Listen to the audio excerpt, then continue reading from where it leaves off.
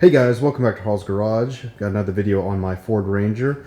No, not my 2020 Ranger. In fact, I was about to change the oil in it here. I'm actually going to be working on my 1997 Ford Ranger. I know it's been a while since this has been on a video. Now, the truck's been running great. Here, let me adjust my exposure here.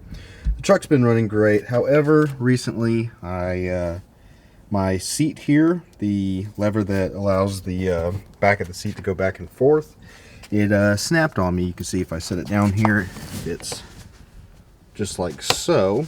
Now, luckily this is steel. As you can see, it's rusted. It is steel.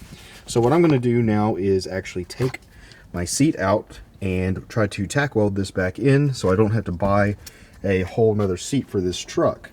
Now I want to take the seat out and weld this because obviously I don't want to weld inside. I don't want to risk burning anything here. So I'm going to take out my seat real quick. I'll put it on the back of the truck. I'll get my welder set up and see if I can't fix this.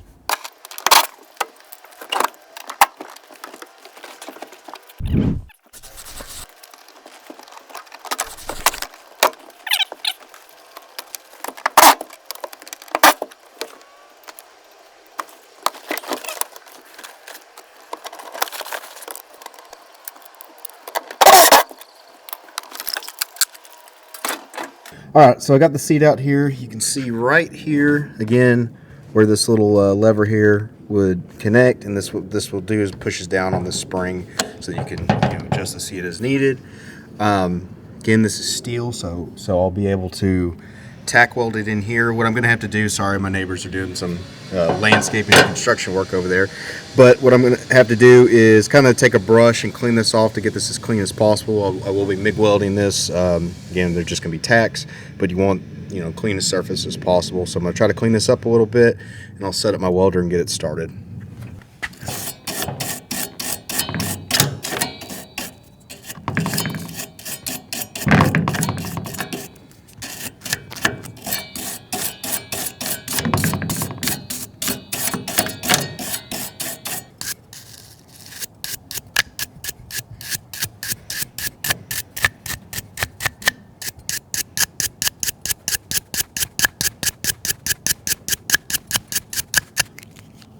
Alright guys, I want to show you my welder real quick before I fired everything up and get it set up. This is the titanium 140 from Harbor Freight. It's a 120 volt welder. It plugs right into your wall outlet. You can see I got my gas set up here. I got my 75-25 argon CO2 mix here, so I will be MIG welding today.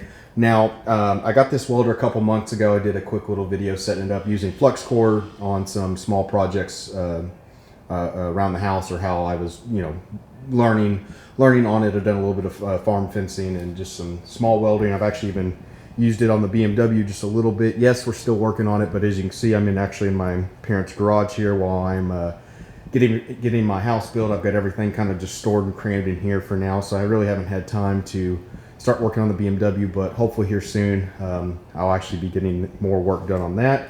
But anyway, yeah, this is the welder I'll be using.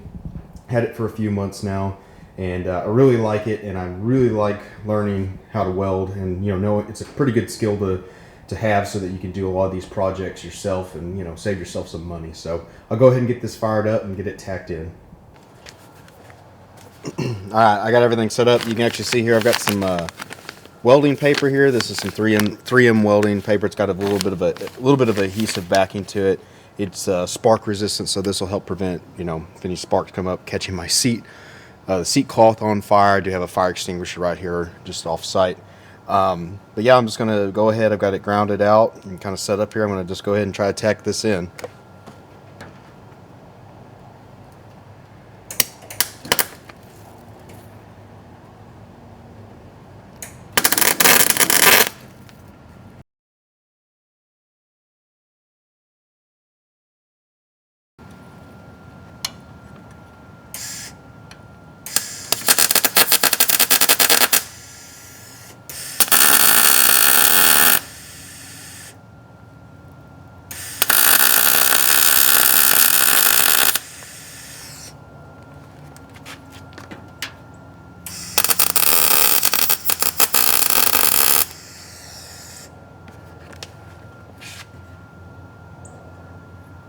All right, you can see I got it welded in here.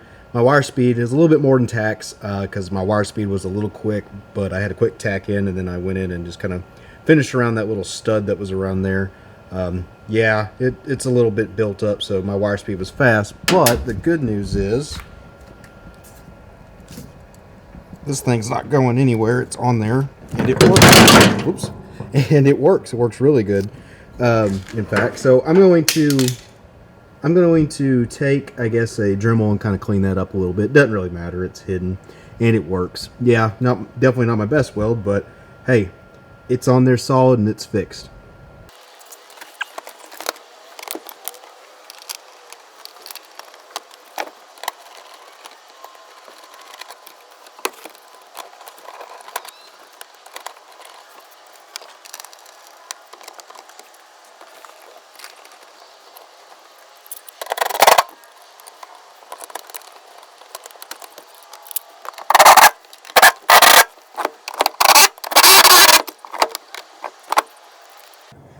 Alright guys, got it done. It was a pretty quick and little easy fix there. Just thought I'd kind of bring you along with me while I did it. Obviously remember to turn on your gas when you MIG weld, because I forgot to do that on that first little tack, but he was able to tack in, then I was able just to kind of weld around that little exposed bolt that was there. My wire speed was probably a little too quick for that smaller bit of metal. Could have probably turned it down a little bit, but it was built up. But I mean, it's there solid, which is good now. It ain't going anywhere. So unlike the rest of this truck, because the plastic's slowly falling apart on it as it gets older. It's 25 years old now, but yeah, I'm glad to have it fixed now. So that's the nice thing about learning a new skill is, you know, being able to fix some things yourself. Like much of this truck, you can, you know, that's why I recommend these Rangers. They're pretty reliable overall. Yeah, they're going to have their problems, but they're pretty easy to fix. And I mean, that could be on any vehicle that you have to, you know, fix. But overall, these trucks are great. I love them, and highly recommend them if you're wanting to look for a small little truck, especially these small ones now, because it's neat that I just like small trucks. I used to never think I'd like small trucks, but I love small trucks now. So we'll do a quick update for you on the BMW. I know that's what a lot of y'all guys are looking forward to. You can see it's still kind of like a rolling part shelf right now, or rather it's just a kind of a part shelf. And yeah, I haven't been working on it because, you know, I moved over here to my parents' house while I'm building. I'm working on building a shop. I'm going to have me a nice big garage with a lift, 2-post lift. In fact, I just today ordered a rotisserie that I will be using on this car specifically because we had started some of the welding on it. My buddy Andrew, we started some of the floor pan welding. We had to kind of set it aside while just, you know, life got in the way. And unfortunately, some of that stuff that we had welded rusted over. Mostly my fault because I didn't prime it afterwards, or there was only spots that I didn't prime. But actually, after kind of looking at it a little bit more, kind of realized that we're going to have to redo the frame rails. It's a unibody, but we're going to have to redo the frame rails. And I would crawl up under there and show you, but trust me, we're working on it. So, but we're going to pretty much replace the entire floor from firewall all the way back to the trunk because it's going to need it. And that's just how extensive that rust was on it. The rest of the car really isn't horrible. It's not great, but it's not horrible. You can see there's some body work here that will definitely need to be done, and there's some dents and dings. And of course, the paint will need to be redone completely. But it's got a lot of work to go. I just wanted to let y'all guys know and do kind of, you know, say some quick updates. So yes, I'm still working on it, but just life has gotten in the way that I haven't been able to fully work on it yet. But I will be working on it soon. I'm hopefully going to have my own shop that's even bigger than my parents here. In fact, they're pouring concrete on it next week, so look for that. Look for some update videos on that as well. But thank you guys so much for watching. I know y'all guys love these vehicles, so I love bringing content to you guys. So I do appreciate y'all watching. Please subscribe because I will have more to come, and I will see y'all in the next video.